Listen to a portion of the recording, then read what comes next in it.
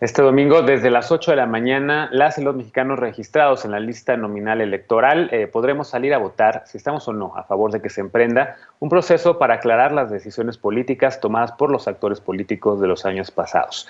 Llevamos prácticamente 10 meses intentando entender esta pregunta. ¿Cómo llegamos a ella? Veamos el contexto. El pasado 1 de octubre, la Suprema Corte de Justicia de la Nación declaró constitucional la consulta popular propuesta por el presidente López Obrador. La pregunta enviada por el mandatario originalmente cuestionaba si Carlos Salinas de Gortari, Ernesto Zedillo, Vicente Fox, Felipe Calderón y Enrique Peña Nieto debían ser juzgados por la presunta comisión de delitos antes, durante y después de sus respectivas gestiones. El proyecto de resolución elaborado por el ministro Luis María Aguilar planteaba que la consulta violaría la presunción de inocencia de los exmandatarios.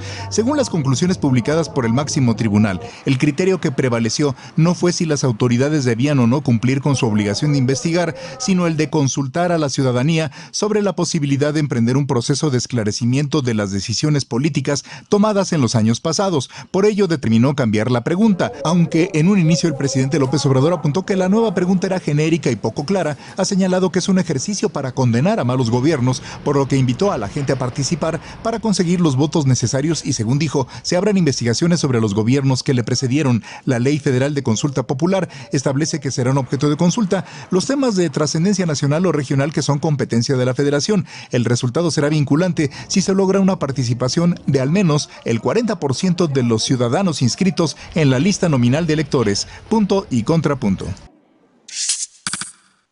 En efecto, es la pregunta que la Suprema Corte de Justicia al final pues aceptó, digamos, en torno a la consulta popular. Jorge, yo sé que el colectivo de Justicia Transicional en México le pidió a la Corte que aclarara, pero eso está en el siguiente bloque. Entonces quisiera un poco platicar sobre la trayectoria, ¿no? Porque en efecto, ya lo mencionaba Caliche en el bloque anterior, el presidente López Obrador se había comprometido con víctimas, había dicho que iba a impulsar un proceso así. Y de repente llegamos a el hecho de que sale esta pregunta de la Suprema Corte que en efecto tan no se entiende que ustedes le exigieron a la Corte que aclarara el tema, ¿no? Entonces, ¿a qué vamos a ir el domingo? Porque en efecto uno va a llegar, va a ver esta pregunta, va a votar sí o no, quienes decían participar en este proceso. Y después, ¿qué sigue? Tantas preguntas. Si se logra o no ese 40% que es mandatorio para que sea vinculante, si gana el sí o si pierde el sí, más bien gana el no. Es decir, se abren como por lo menos 3 posibles escenarios en torno al resultado de esta consulta. Pues sí, nosotros nos hemos estado rascando un poco la cabeza para pensar en los distintos escenarios. Yo creo que básicamente hay 4 por cómo ha entendido la Corte que genera una consulta, digamos, cuando se vuelve vinculante, que es un sí si estamos a favor de que se adopten estas medidas, que ahorita hablamos de ellas, de forma vinculante, un sí pero que no alcance ese 40% de población participante, un no pero que tampoco se vuelve vinculante, y creo el peor escenario, y que veo muy remoto, un no, pero que sí tenga más de un 40% de participación, es decir, un no vinculante. ¿Cómo llegamos ahí a esta pregunta? Pues ha sido todo un viaje, pero básicamente creo que Adri lo destacaba muy bien. Han habido 2 entradas, tanto la del Ejecutivo como la de la ciudadanía, y de la nada llega la Corte, que justamente la Constitución, cuando se introduce esta figura, le asigna un rol de dique o de aduana. Digamos, la Corte decide si lo que se va a preguntar es constitucional o no es constitucional, básicamente. Y ahí ha habido mucha discusión de si estamos de acuerdo de cómo interpretó la Corte estas facultades. Habrá quien dijo que la Corte se extralimitó en esa lectura, que estuvo jugando a la politiquería, etcétera.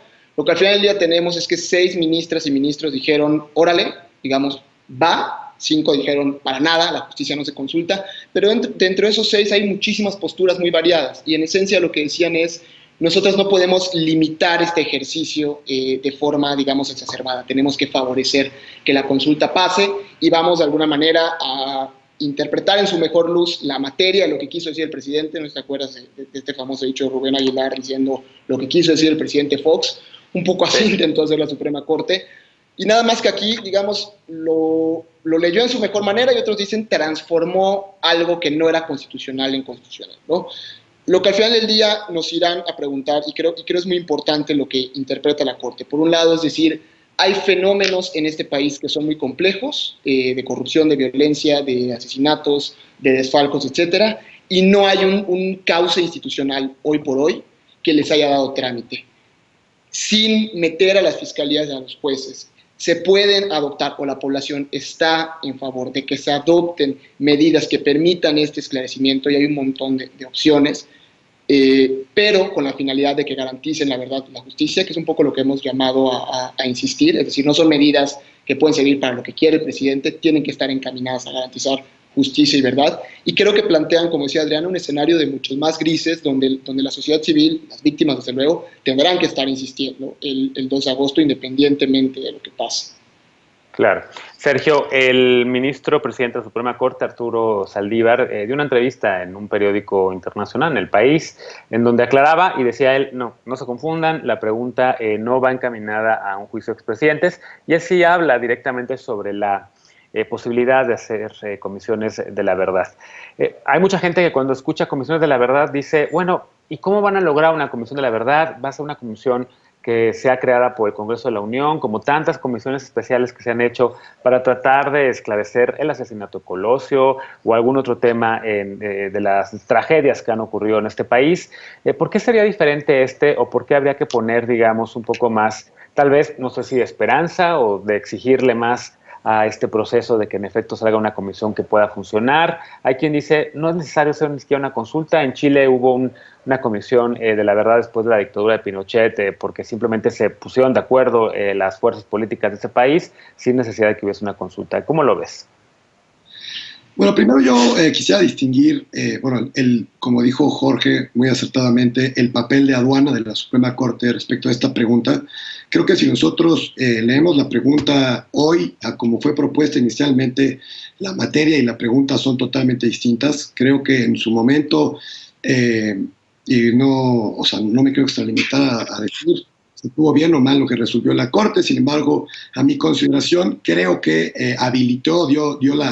dio lugar a que esto pasara, ¿no? Entonces, bueno, hoy ya tenemos esta consulta, el domingo se va a realizar, y creo que lo que mejor podemos hacer es sacarle el mayor provecho. Creo que es verdad, este tipo de ejercicios se ha visto en el derecho internacional que ayudan a estados a transitar, ¿no?, de violaciones graves a derechos humanos, y creo que en México todos podemos estar de acuerdo que hemos tenido una gran una costumbre de corrupción y de impunidad que ha permeado por muchos años, creo, hasta incluso el entendimiento cultural de los mexicanos. Y creo que este tipo de ejercicios nos pueden servir para salir de ahí y apuntar a una verdadera democracia. Además, creo que la participación de los ciudadanos y el hecho de que haya habido 2.5 millones de personas que justamente pidieron y validaron que se hiciera esta consulta, pues ya es algo, no es fácil que se den estos ejercicios, y creo que debemos poco a poco irlos utilizando mucho más. Creo que aún así hay cosas que no quedan claras. Creo que la propia pregunta como queda tiene muchas cosas que no están del todo claras. No sabemos cuál es la temporalidad, los actores políticos, qué se entiende por actor político, si también las Fuerzas Armadas entran dentro de esta consulta. Creo que al final lo importante es no llamar al desinterés de esta consulta como lo ha hecho la oposición. Creo que eso también, pues al final no ayuda en nada, y al final este tipo de ejercicios nos ayudan mucho para, pues, saltar esa tranca en la que estamos como sociedad. De acuerdo.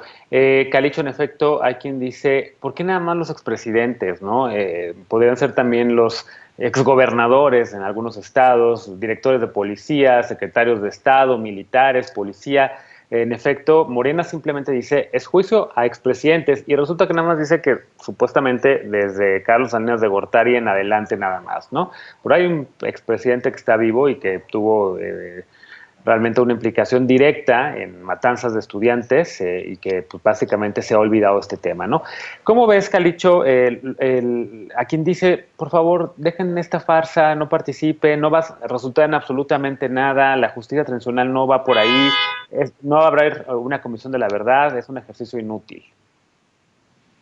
Bueno, pues primero que nada le mandamos saludos a este presidente que tú mencionas para que sepa que no olvidamos. Por otro lado, yo creo que es muy importante señalar algo que siempre les recuerdo a mis alumnas y alumnos, es el derecho es un proceso de comunicación también. O sea, cuando nos enfrentamos a un problema tan complejo y estructural que no es solo jurídico, tiene una vista jurídica muy importante, pues no podemos limitarla a consideraciones jurídicas. Y con esto no estoy diciendo que se haga el derecho a un lado. Yo comparto en general muchas críticas que se han hecho a lo largo de estas semanas a la resolución de la Corte, a la pregunta en sí, etc. No me voy a meter a ellas, pero sí a un punto que creo que es el más urgente ahora, al menos en estos días, que es quienes dicen, lo que pasa es que la pregunta está tan amplia que si gana el sí, al final del día el presidente va a tener un marco de actuación muy amplio, un marco de discrecionalidad. Entonces, ¿qué va a ocurrir si gana el sí? Lo que diga el presidente. ¿Tienen razón en esta lectura? Me parece que es parcialmente cierta. ¿Por qué? Porque es verdad que es muy amplia y que permitiría este escenario, pero también hay que ver esa debilidad como una fortaleza, porque eso le da a la sociedad civil la posibilidad de exigir y poner sobre la mesa un estándar muy alto de lo que debe hacer el presidente. Es decir, lo que nos puede generar es no el cierre de este proceso, sino la apertura de un proceso de diálogo muy interesante entre sociedad civil, academia, organizaciones de derechos humanos y sobre todo grupos de víctimas con sus diferentes posturas políticas. Entonces, me parece que esta lectura de que, bueno, es que no vale la pena para qué ir a votar porque al final está tan general que va a ser lo que diga el presidente, me parece que es una lectura que desestima la capacidad de movilización y de organización de la sociedad. Creo que en México hemos visto que con todos los pesares, con todo el autoritarismo, la sociedad civil sí puede hacer un contrapeso. Lo hemos visto en varios colectivos como Fiscalía que Sirva, Sin Cuotas ni Cuates, me parece que se llamaba, sí. Bueno, Seguridad Sin Guerra, que cambiaron mucho, cambiaron poco, pero hicieron un contrapeso y pusieron la vara en otro nivel que si nos hubiésemos quedado calladas y callados como sociedad civil, pues quién sabe qué hubiesen hecho, incluso en el peor de los escenarios en los que no se hayan logrado ciertas metas, el escenario hubiese sido peor sin eso. Entonces, yo creo que la apertura y la falta de certeza que aparentemente nos da esta pregunta, sin justificar errores que se cometieron en la construcción de todas estas semanas, creo que sí nos da esa posibilidad y no podemos desestimar eso, sobre todo porque si nos detenemos a desestimarla solo con argumentos jurídicos, estamos olvidando que las víctimas son las primeras en las que el derecho les ha fallado. Entonces, aquellas 2 millones de personas que están pidiendo juicios a expresidentes, si nada más les decimos desde el púlpito del ególatra, de haber estudiado derecho, ciencias políticas, de la justicia no se consulta, es que los estándares internacionales, es que la resolución, o sea, por favor, la mayoría de la población no sabe que está la resolución de la Suprema Corte, ni la ha leído, ni el lenguaje es accesible. Entonces, no podemos solo responder con el derecho, porque el derecho no son solo las normas, son también los procesos sociales que giran alrededor de él. Claro, ese expresidente es Luis Echeverría Álvarez, acusado de genocidio, prisión domiciliaria, absuelto y pues que quedó en la completa y absoluta impunidad. Adriana, ¿qué más decir de lo que va a ocurrir este domingo, sobre todo respecto a lo que podría resultar derivado de este proceso? Supongamos que no participa el 40% de la población, pero sí gana el sí, de la lista necesaria para que sea vinculante, que lleguen a un 30% si acaso, pero que ganase el sí. Entonces, ¿cómo haríamos quienes hayamos participado en ese proceso y quienes deseemos que haya en efecto este proceso que se inicie como lo mandata la pregunta de la Corte? ¿Cómo podemos exigir si no acá termina siendo vinculante? A ver, yo creo que ya están pasando cosas incluso antes del domingo, ¿no? Bien decías que Morena anuncia que así se alcance o no el umbral, se van a proponer comisiones de la verdad para juzgar a expresidentes, que ahí empieza otra vez la desinformación y las interpretaciones, yo creo que deshonestas en relación con la comisión de la verdad. Y ahí creo que viene un reto de la sociedad civil de explicar qué es una comisión de la verdad, ¿no? Entendiendo también que esos procesos son bien difíciles y son bien dolorosos. Hay que verlo ahorita, por ejemplo, el caso más cercano que tenemos en Colombia, que está activo con la Comisión de la Verdad activa, en donde esto implica negociaciones, implica centrar a perpetradores, identificar quiénes son los perpetradores, y creo que aquí en México tenemos una multiplicidad, ¿no? Empezando por agentes estatales, sí, expresidentes, pero también miembros del ejército, como bien decías, miembros de las policías, gobernadores, pero también grupos de la delincuencia organizada, empresarios, es decir, tenemos que empezar a darle nosotras y nosotros también contenido a esas comisiones de la verdad.